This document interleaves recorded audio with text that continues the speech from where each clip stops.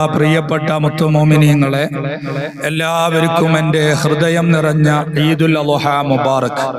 തഖബ്ബലല്ലാഹു മിന്നാ വമിൻകും വല്ലാഹു യുഅതീകുമുൽ ആഫിയ. എല്ലാവർക്കും അല്ലാഹു സുബ്ഹാനഹു വ തആല ആഫിയത്തും ആരോഗ്യം ദീർഘായുസ്സും ഖൈറും ബറക്കത്തും നൽകി അനുഗ്രഹിക്കട്ടെ. ആമീൻ എന്ന് ആത്മാർത്ഥമായി പ്രാർത്ഥിക്കുകയാണ്.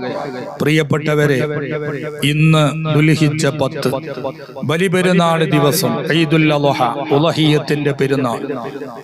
ആത്മസമർപ്പണത്തിന്റെ, ത്യാഗത്തിന്റെ, വലിയ സന്തോഷത്തിന്റെ, സൗഹാർദ്ദത്തിന്റെ സന്ദേശവുമായി ഈ ബലിപെരുന്നാൾ നമ്മിലേക്ക് വരുമ്പോൾ അതിലൂടെ നാം ഉൾക്കൊള്ളേണ്ട വലിയ ഒരു പാഠമുണ്ട്.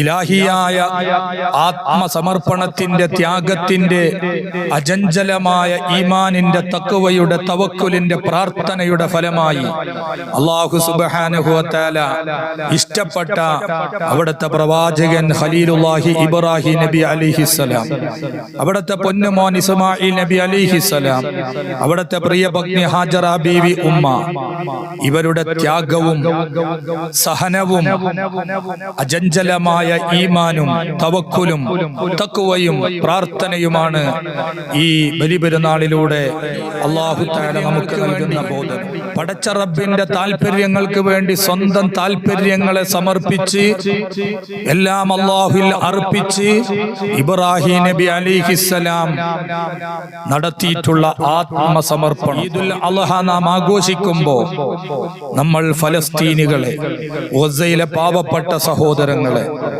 ലോകത്തുള്ള മുസ്ലിം സഹോദരങ്ങളെ, അവരുടെ ത്യാഗങ്ങളെയും പരീക്ഷണങ്ങളെയും നാം ഓർക്കണം.